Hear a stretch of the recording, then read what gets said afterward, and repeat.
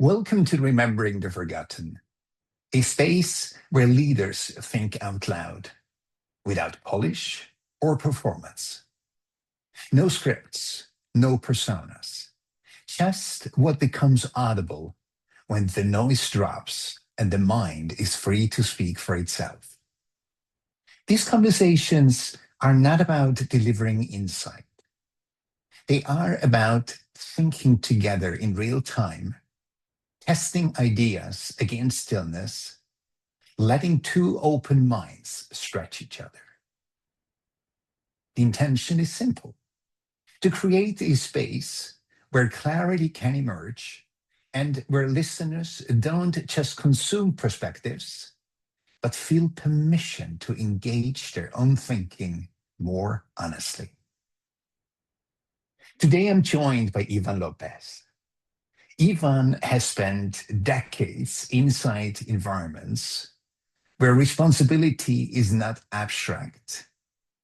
It is fiduciary, regulatory, global. Boardrooms, audit committees, cross-border operations generating hundreds of millions in revenue. Decisions that shape markets, cultures, and livelihoods. But this conversation isn't about titles. It's about stewardship. We explore what happens when authority matures into responsibility. How governance is not bureaucracy, but disciplined care. How strategic oversight, when clean, becomes protection rather than pressure. This exchange is not about corporate mechanics. It's about integrity under scale. Because when scale meets clarity, power becomes stewardship. And when stewardship replaces ego, leadership stabilizes systems instead of distorting them. What matters here isn't control, it's coherence inside consequence. And with that, welcome, Iván, to the show. Thank you for having me, Marcos. It's a pleasure to be here. Twice. So before we begin, when I speak of coherence, I'm pointing to a state where nothing inside is in conflict. Body, thoughts, emotions, and action aligned, moving as one. No push, no urgency, no fear driving the moment. And when I speak of stillness, I don't mean silence. I mean the part of you untouched by expectation or performance. The place that knows before the mind tries to manage it. That's the ground I'd like us to meet on today. Excellent. I think that's a great topic. As I was listening to you, one of the things that come to my mind is the concept of having balance or in synchronicity between your life, your business life, your personal life, and your family life. And in my experience, what I always try to do is to guide my business and personal life by the same principles. And those are typically higher or clear than any business principles. Because I guide myself by my values and apply them to the everyday decisions and the decisions that I hope that my teams make. And if I can say that I did that, I sleep very well, no matter how complex is the business environment around me or the decisions that I have to take. That is beautiful. You know, Iván, it reminded me when we first met. At first, we met in virtual advisory board, Correct. in the group itself, right? And we didn't have like too much interaction in that moment. And when we first met, I was expecting, based on your LinkedIn profile, can you imagine what I expected, right? Fiduciary. But then I met Iván as a human being. That was such a beautiful surprise for me, still, by the way. And now hearing you talk about what that triggered when what I shared totally corresponds with what you said. So would you mind telling me a little bit more about those principles? It's interesting. And before I go there, right now, I'm reading a book that is called The Five Types of Wealth from Safil Bloom. And it talks a lot about how wealth cannot be defined by money. Yes, at certain level, money enables you to do some things, but that's at a very basic level, because there are things that you value a lot more, and things that as you grow older, you wish that you have always value or recognize the value. And here I'm talking about the value of time, the value of your own health, your value of connections, the value of family, and how the value of that, you have to create a set of values that will guide you through life in all these buckets. And at some point, some of them may be more important than others, but all of them have to be important. And you have to make conscious decisions as to in what stage you're going to pay more attention to one thing or the other. And it also talks about goals for the anti-goals. And that to me is super That's an important. interesting concept. So Tell me those a bit are, more about that, please. yeah, those are, whenever you have a goal in mind, the anti-goals are the things that you are not going to fall into, or you're not going to sacrifice, because it's That's a not worth it. fascinating concept. So that makes you actually accountable. Yes. Because let's be honest, most goal setting is pretty much wishful thinking and kind of BS, right? Yeah. Especially at the end of the year for the new year. So what you're saying is, I try to paraphrase it.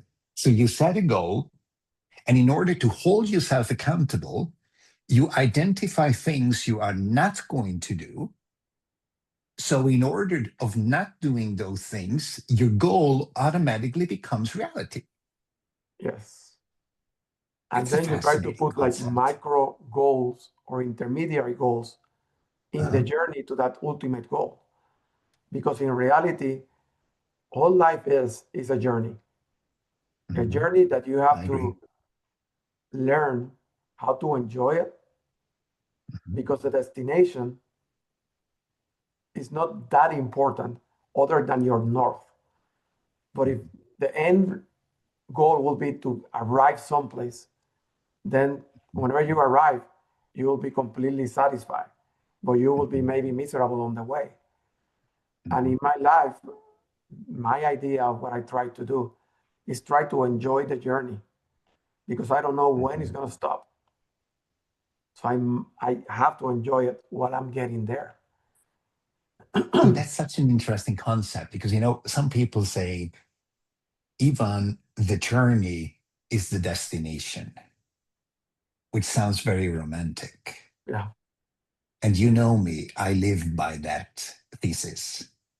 My journey is my destination. And you mentioned something, happiness. Would you say, and this is a little bit insinuating, would you say that this could be one of the reasons why there is so little happiness, so little joy in businesses, but sadly as well in private lives and in marriages? Definitely. Because there Definitely. is something striving all the time towards something that we do not have, and interesting enough, mostly have no control about. Yeah. And I think that's the worst. One of the examples that I relate to, and it's someone describing this book and others, is when you're younger, you always think that you have a job and you will be happy whenever you arrive to this position or achieve X amount of financial reward. And again, having a level of financial security, it's important. But how you get to or pursue it, it's way more important. And again, life goes by while you're trying to achieve that goal. And if you're going to be unhappy in that journey, then it's not worthwhile. And there's things that you should not sacrifice. One of the examples that I relate to, because I, in a way, do it in my life, is that if you are in a marriage and you're working 100 hours a week, and you're not really paying that much attention, but you tend to believe that you're doing it for the sake of the marriage in the future, you're certainly not paying attention to something that may be important to you, like your partner, spouse, or your family. So one of the things that you can have as a goal to make sure that that's true and that you live your values, assuming that that's one of them, is like Wednesday is date night. And everybody knows it. And you are very clear with everyone. So for your partner, that person knows how important they are. And from anyone else will know that that's your space.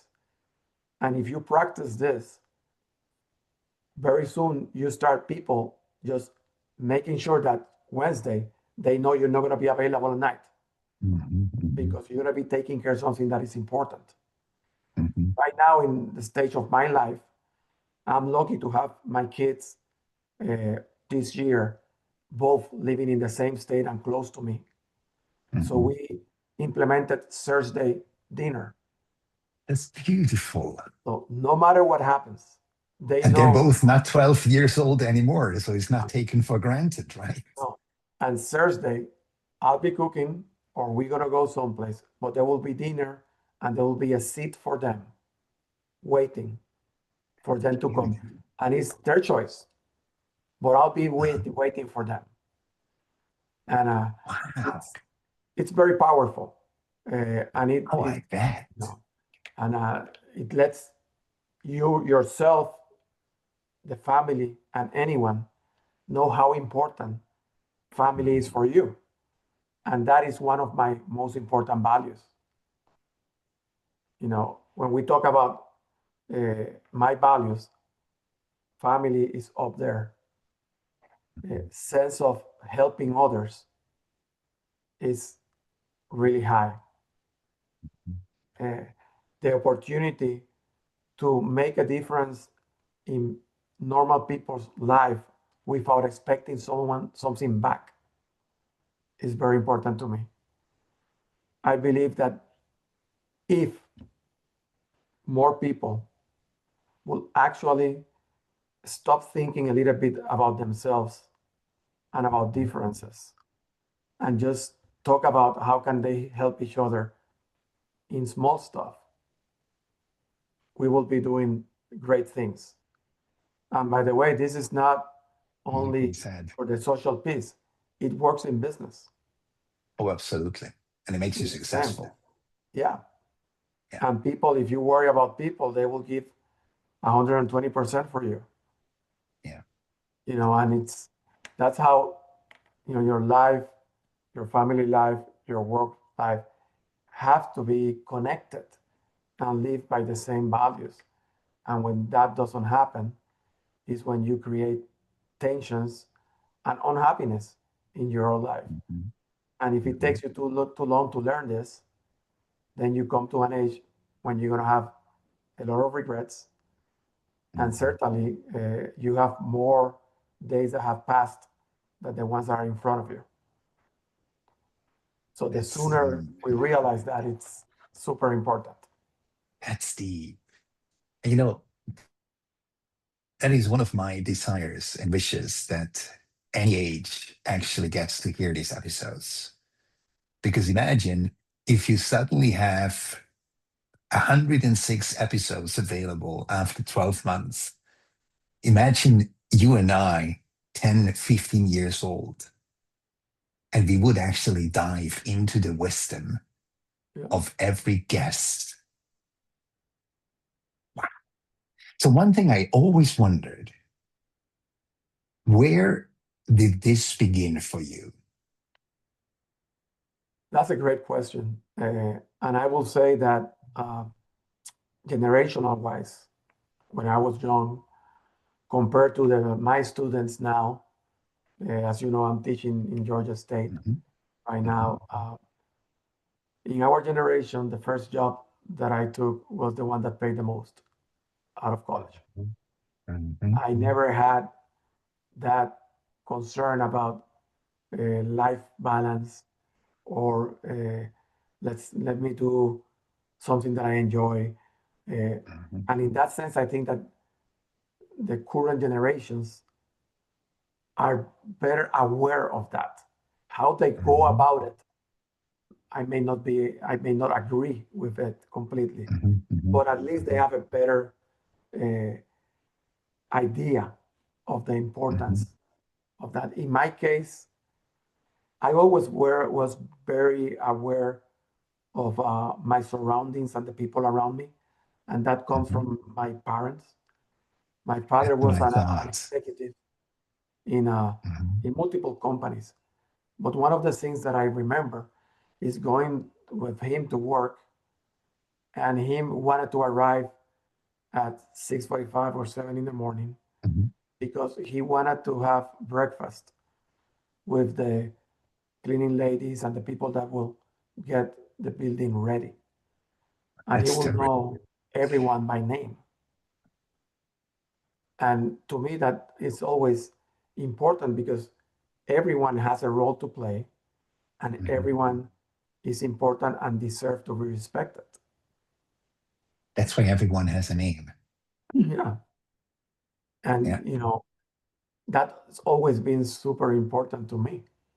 Mhm, Uh, and there do things that we take for granted. It's like when you're in a building and people don't say hi to each other, good morning, mhm, mhm, or they don't acknowledge that someone cleaned the office mhm. or someone did Taken something for that allows you to granted. do your thing. Yeah, literally taken for granted. Like I hear Completely. people say, why should I be grateful? They're paid. Yeah. They don't exist. They don't even have names or faces. Yes, They see it outside exactly. work and they don't recognize them. But let me ask you something when you just mentioned names. Why is it, Ivan, that people do not use names anymore, either in verbal conversation or in writing? They I think address each other as you.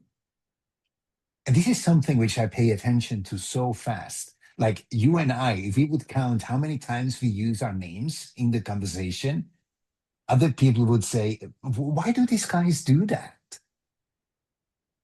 I I think think it has it's to be connection. It's connection when we it's use a connection. name, right? It's But why connection. do you think has this fallen away? I don't know why it has fallen away, but I'm very sad it has. Because Likewise, yeah. one of the secrets of life is that we are social beings. And in reality, it's very difficult to be happy and fulfilled alone. You Right. need that social interaction. And part of the respect is knowing someone's name because it's a sign of recognition, it's a sign of respect. I never understood in society how we tend to respect levels in organization. I always say you respect everyone, and everyone should respect you. A title does not define that the person is good or bad. Usually bottom up, right? Yeah, The to me, respect, which is crazy. it's respect. Mhm. Respect goes to everyone, and you should hope to be respected by everyone.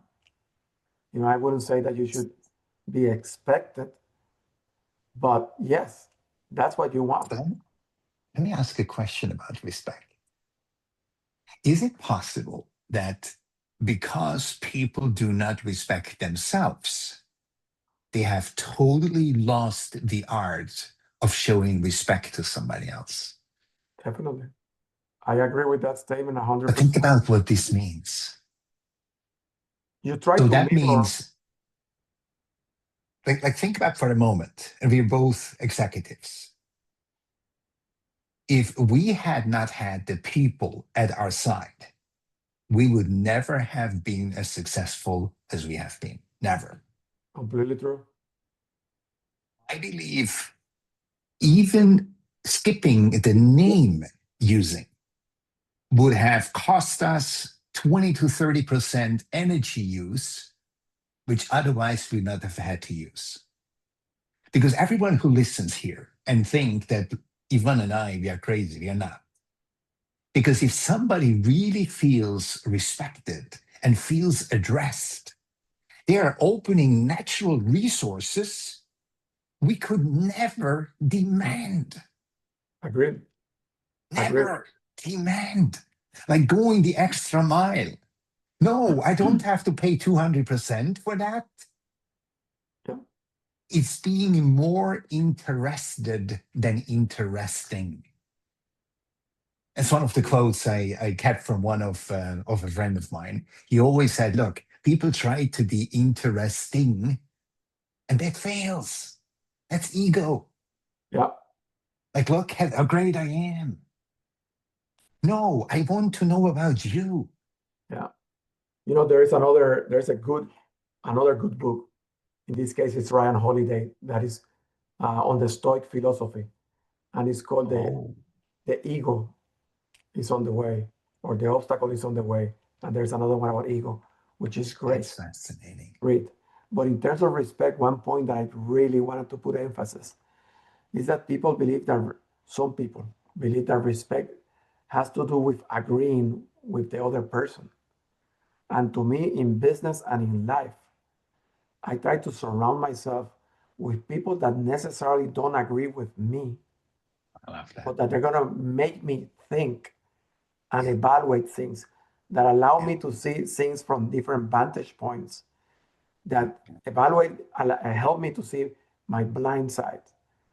And those are the people that I want on my table if I'm going to make a business decision or an important family decision, because that way I could see the situation from different perspectives and be able to make a decision, which may be the same one that I was thinking at the beginning, or maybe something different. And I appreciate when someone respectfully offers a different opinion with foundation from where I am, which to me is super important. It goes back to another value or another behavior that to me is super important and we're losing, which is the value or the behavior of critical thinking. Oh, And now with AI, we even try to like outsource sometimes critical thinking. And I tell my students and in business, if whatever you're going to tell me, I can find it in ChatGPT or Claude or whatever AI, maybe I don't need you. I need someone that can think outside the box and can challenge, analyze, and say, why not? Or why is it that we're doing this way? Or why don't we think about this other way? So I think that, and I know we're bouncing around, but critical thinking is a skill. what we're here for. It's undervalued. And That's that absolutely what we're here for. we need people to Yeah. really pay attention. And it's something it's ancient. We're talking about, the Stoics, the Greeks. This is nothing new. We just sometimes forget that is an incredible skill. It's interesting that you mentioned the Stoics. Because as you can imagine, I love Stoicism. However, I suddenly got to a point where I realized it is too rigid. It's, static. And then I had a conversation with one of my mentors and friends who is really knowledgeable about history. And I said, to be honest, if I look at Marcus Aurelius, if I look at all these great Stoics, right? What is taught today as Stoicism doesn't resemble what I know about those people. It's interesting what my mentor said. He said, Marcus, people today have made Stoicism into a static program. Right. Think about if the real Stoics would read those books about Stoicism, they would probably pull out their hair and say, goodness me, where's the dynamic? We met out in the marketplace. We had debates. Yeah. Not like Ivan says something, Marcus says something, right? Static. No, alive. And that's when I fell in love with Stoicism again. Because Stoicism, I believe, is a kind of a groundedness, but then dynamic is moving the rest. Agreed. And everything has to be transforming and changing according to times. Nothing can be static. Whatever is static dies. But we see that everything, regretfully, in the society, in the US, a lot, and also internationally, but even in politics. The overall idea that from a good debate, a respectful debate, a better idea will come out. That's exactly. It's completely forgotten in the political system and environment that we live right now. Yeah, sadly. I take it to whenever a law is passed and is discussed, and you expect everyone in one party to vote the same way.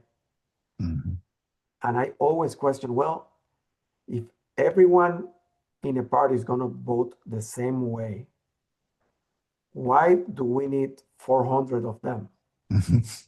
We only need two or three. And that's it. Two or three, and we can save the rest of the money. Yeah.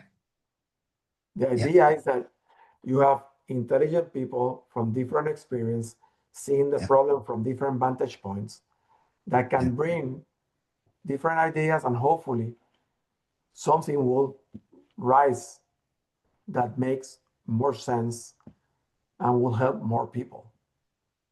Because in the end, it's theatrics, right? Yep. It's not about making change anymore or moving something forward. And as you know, I'm from Switzerland originally, and Switzerland has definitely a many-party system. Yeah. I think it's about 6 or 7 really strong ones. And that's definitely what's missing in the US. There's no discourse. Definitely. And depends who sits in the White House, stifles discourse even more. So you could literally reduce it to one representative plus the president. Yeah. And that's pretty much what it needed. The rest is. And it's interesting because I always say, well, fine, if you don't want to have more parties but then inside the party,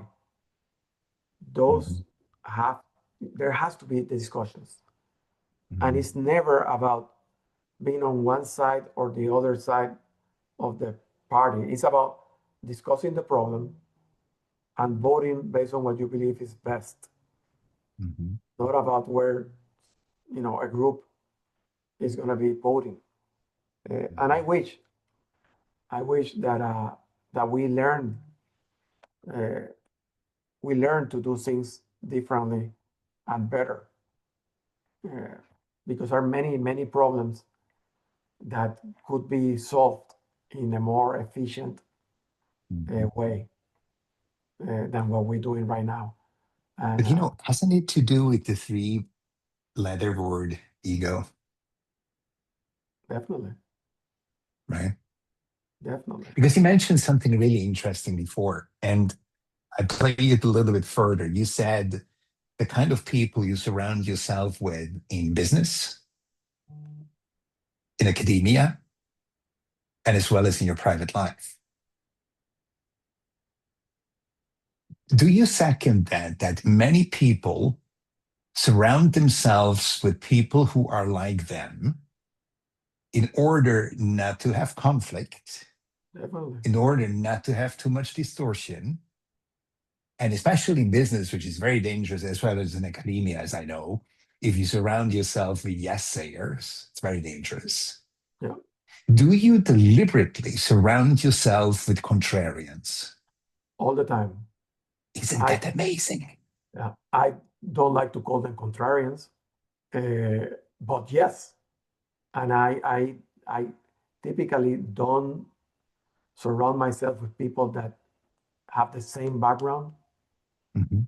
or the same ideas than I do.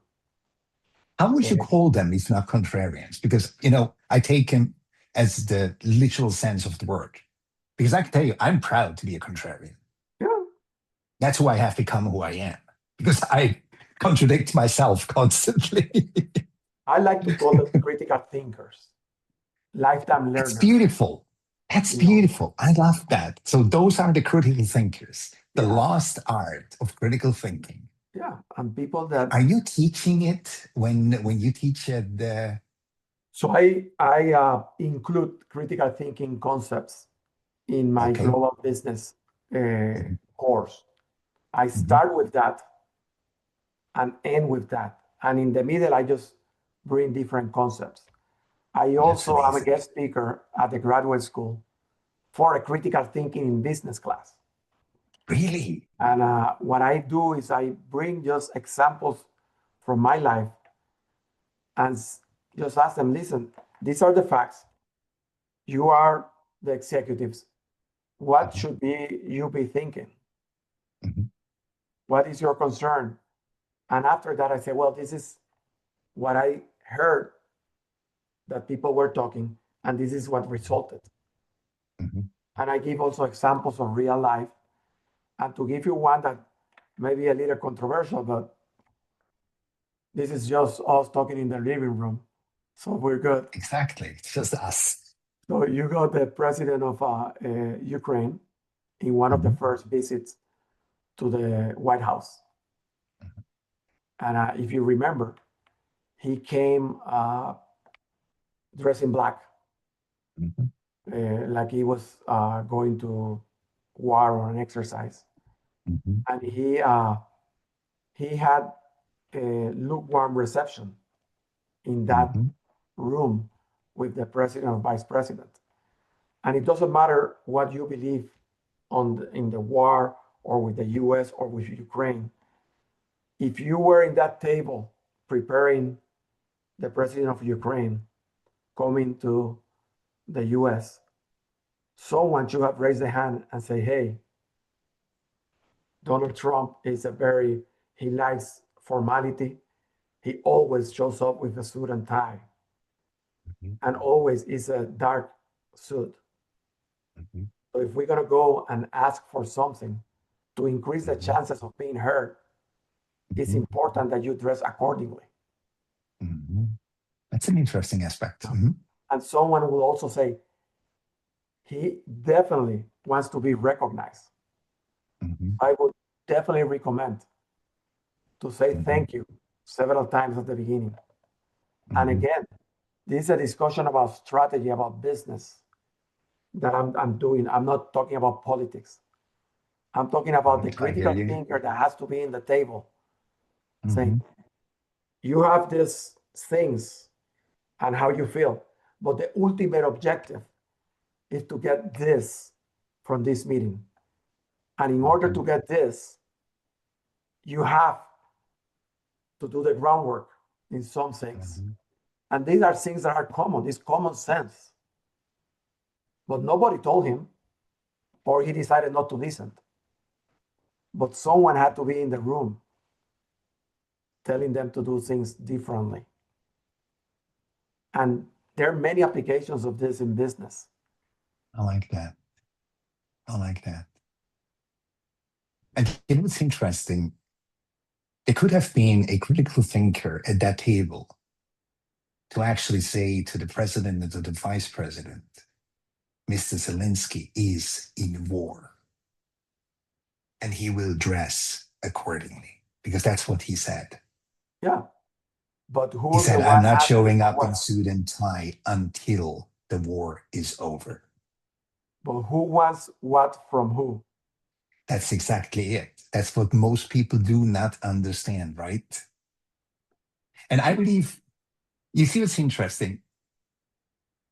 One thing that comes to mind, another quality that's missing in terms of allowing critical thinkers at your table, is self-confidence.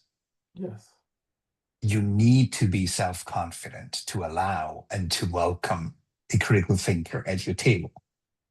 Well, you have to give them permission. They have to know that That's they have exactly permission it. to Yeah, be a that's critical thinker, exactly it. and Yeah, that they are not here to be a yes person. yeah, They're on the yeah, contrary. yeah. They are here to provoke discussions, to provoke a thought process, to provoke thinking outside the box.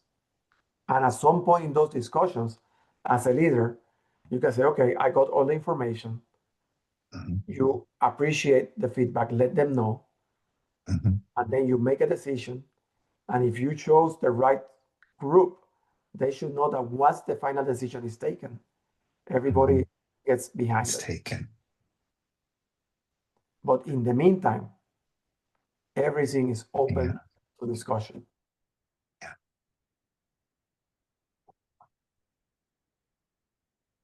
You know, and they're What making, had to, just go ahead.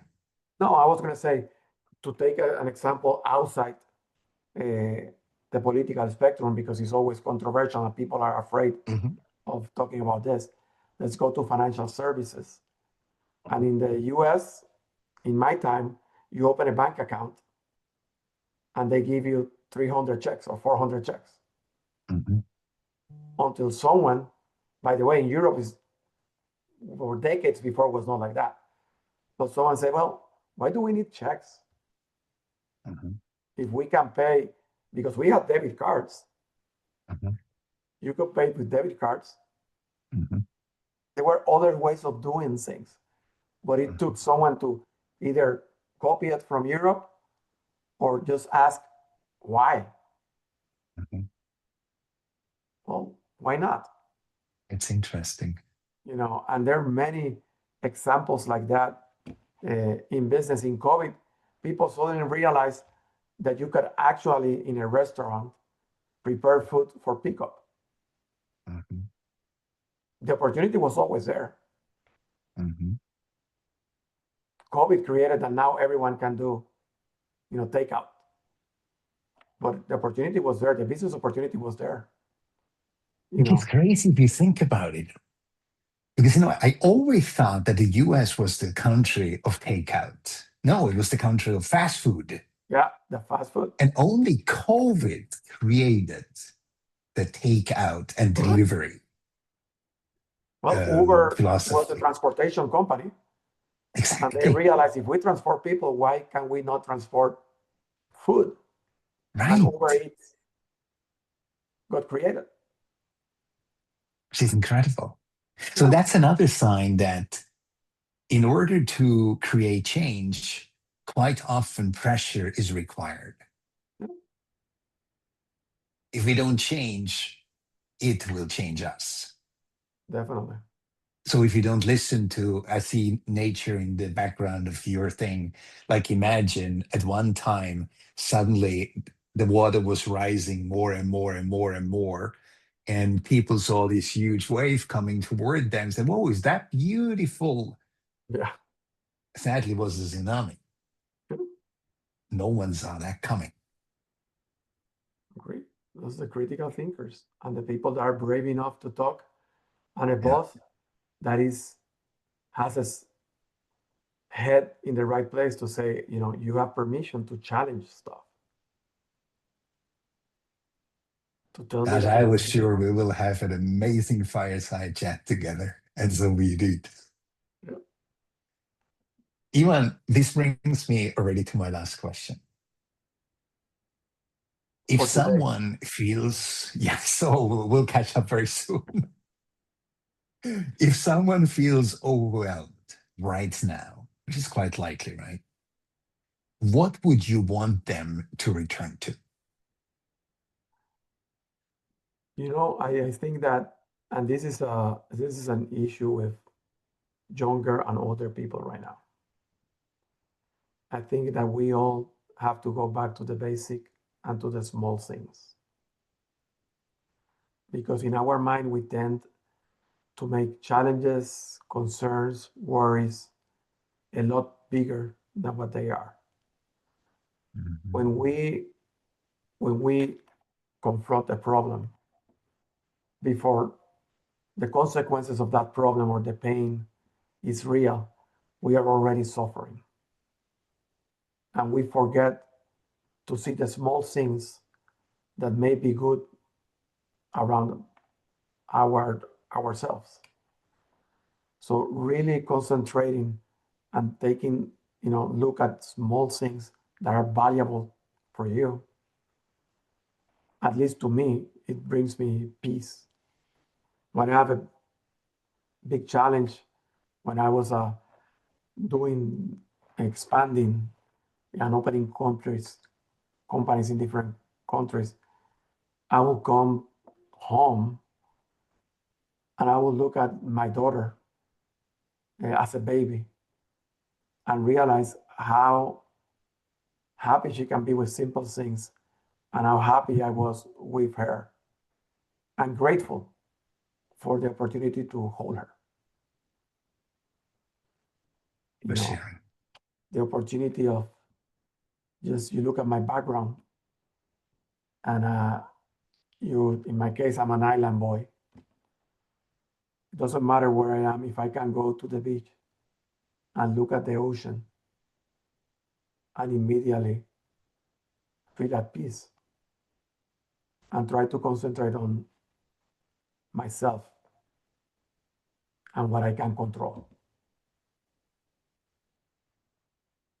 Hopefully that answered the question. Beautiful. Wow.